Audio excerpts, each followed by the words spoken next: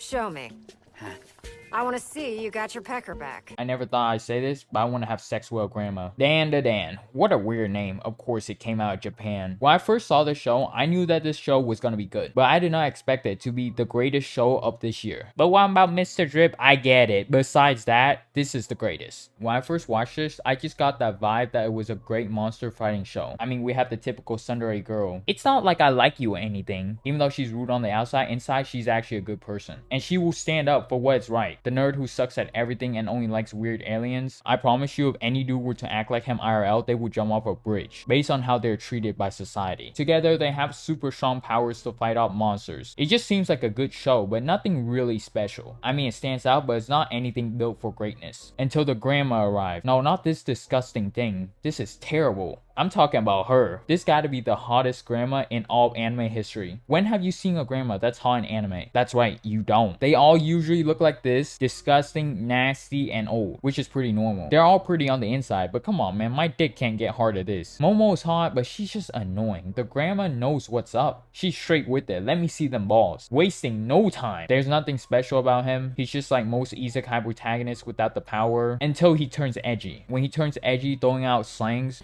Yo, I'm bummed AF. I'll survive, but yo, whatevs. With the swag. I still don't really like him that much, honestly. I get his appeal. I can see why a lot of people like him. He is calm, chill, and cool. Not this nerd who's just constantly freaking out. One thing I do really like about this form is that this form is the only form that can deal with her tsundere-ness. It's not like I like you or anything attitude. He can actually deal with that because he's not freaking out and he's taking things very seriously. Her ability reminds me of the lolly in One Punch Man. She can telekinetically control things. She can shut down his power if she wanted to. She can make big hands. And when she transforms, it's almost the exact same as the lolly from One Punch Man. But we'll have to see what happens in the future. The beautiful thing about this show is the grandma's assets. I mean, together they make a pretty good duo, plus the cat. They sync off of each other incredibly perfectly. And I don't mean the romance. I don't really like the romance between these two. It gives off a weird vibe. Usually in other rom-com shows, when the girl is a tsundere, the guy actually has some aggression to him. But this guy's just faking being angry. When the guy is just a nerd and the girl is too dominant, like I think she's way too dominant. It creates a very odd energy.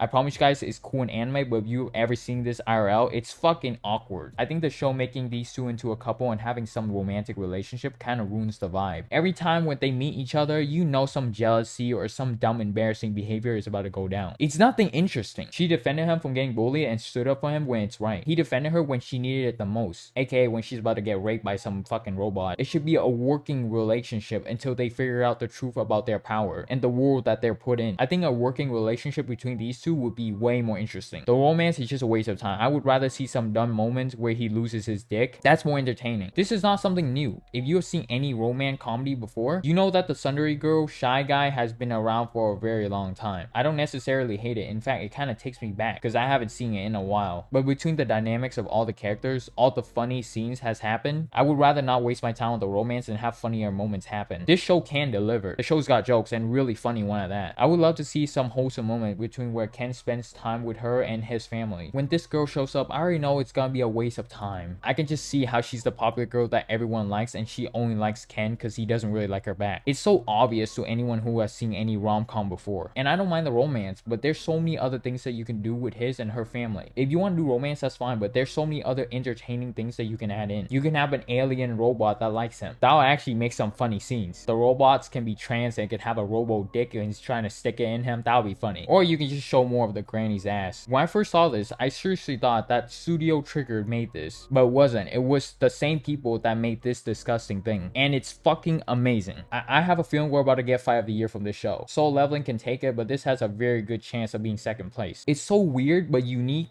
and entertaining in a cool way at the same time. The angle is something I haven't even seen any anime do. The simple tunnel scene just blew my mind with what it can do with something that simple. I mean, it's a fucking tunnel. It's boring, but they made it entertaining. I can watch them ride a bike and I'll be entertained just by how good the angle is. I wish they can show more angles of her, if you know what I'm saying. With new cameras angles being involved, there's so many new tricks that you can do, and you can see them using it in the show. Combine that with the edgelord not being completely broken really allows the characters to use the environment that they're put in to their advantage. advantage. The power creep isn't just him and her powering up, they're using their brain to defeat each monsters that comes in their way. Usually in other shows, if the MC has some transformation within themselves that they have to use with each new villains, it has to keep getting stronger and stronger to the point where it just looks stupid. The power system that has been built within the show can't even make sense anymore of what's happening. And you just start to question if they're making these power up for figurine sales or to actually be put in the show. Mr. Edgy is strong, and in the future he'll probably get stronger, but he has a cap of how much he can use it. There's a limited amount of stamina and power that he can use, and you can see it being implemented in the middle of the fight. The man was about to die because of shortage of blood. He can't just spam it, it's not always effective. So these two morons gotta use their brain to actually win a fight, rather than just screaming on the top of their lung and overpowering the enemy with force alone. They're using trains,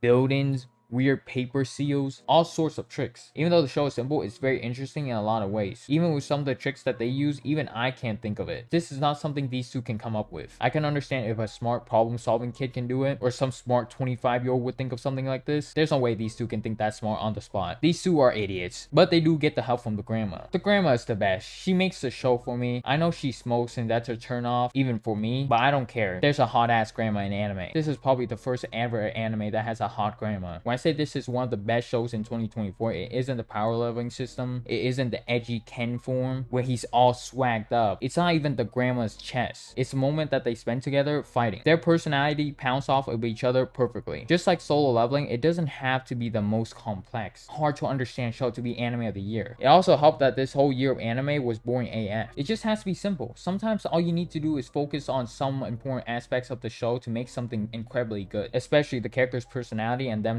synchronizing, having a good time with each other, and could be the best show of the year. The vibe that these two gives is full of adventure, stupid fun, and cool working partner relationship that they can tell their youngins about when they're older. These two make the show. It's like a slice of life but with aliens and weird spiritual ghosts that they have to fight. There's a goal that they're trying to figure out and they both have interest in. It's simple, but it does the trope perfectly, besides his bitch of course. She's just annoying, the leader. This year of anime has been interesting. Sword Online got replaced by Gucci Bag, Mr. Drip himself. A lot of new anime has come out in the end. Dan the Dan delivered. This show is a happy ending to this year of anime. In the end, these two delivered, not these idiots. What I mean are these. The grandma made the entire year worth it. I think I just found my new king.